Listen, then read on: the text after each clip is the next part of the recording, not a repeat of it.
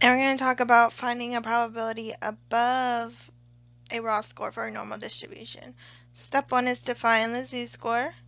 Step 2 is find the percentile. And then step 3 is to subtract the percentile from 1. Okay? Okay, on this slide, we're going to go over this question. For a normal distribution with a mean of 3 and standard deviation of 2, what is the probability of being above 2.5? So this is an above problem. And I'm going to go through the steps. The first step, of course, is to find the z-score. But I'm going to kind of draw a picture for you as well so you can visualize the problem. So here we have our normal distribution. It's not to be perfect. And it says it has a mean of 3, so the mean for a normal distribution will always be in the middle. And then it has a standard deviation of 2. Let me put 3 on each side, so we'll go up by 1 each time. So 5, 7, 9.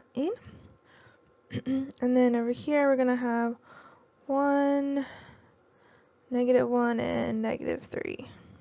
Okay? So these are the raw scores, or the kind of x values you can call them. We can also put this on a z-scale. So in the middle we'll have 0. And then we'll have 1, 2, 3 here. And then -1, -2, and -3. And we want to know what is the probability of being above 2.5. So the 2.5 is talking about the raw score. It didn't say z-score anywhere, so it's just the raw score. So we're going to go to 2.5, and 2.5 is somewhere right about here. And we want to know the probability of being above 2.5, so we're going to shade to the right. So this is the area we're trying to find. So the first step I said was to find the z-score for a above problem. So we're going to find the z-score. And we have z equals our raw value, x, of 2.5, minus the mean, which is 3. And then we're going to divide by the standard deviation of 2. So we get 2.5 minus 3 equals -0.5 divided by 2. So we get -0.25 as our z. Okay, so that's how we get the z value. Then the second step is to find the percentile. So step 2 is we'll go to the z table and go to the first column here. I'm going to do it real quick because I already went over this. But here's the -0.2, and then you find the 5 at the top, ignoring the 0. So the percentile for a z of -0.25 is 0.4013. This is the percentile, so this isn't the final answer because we want to get the probability above, and a percentile is a probability below. Now we're going to finish this question. We're on step 3.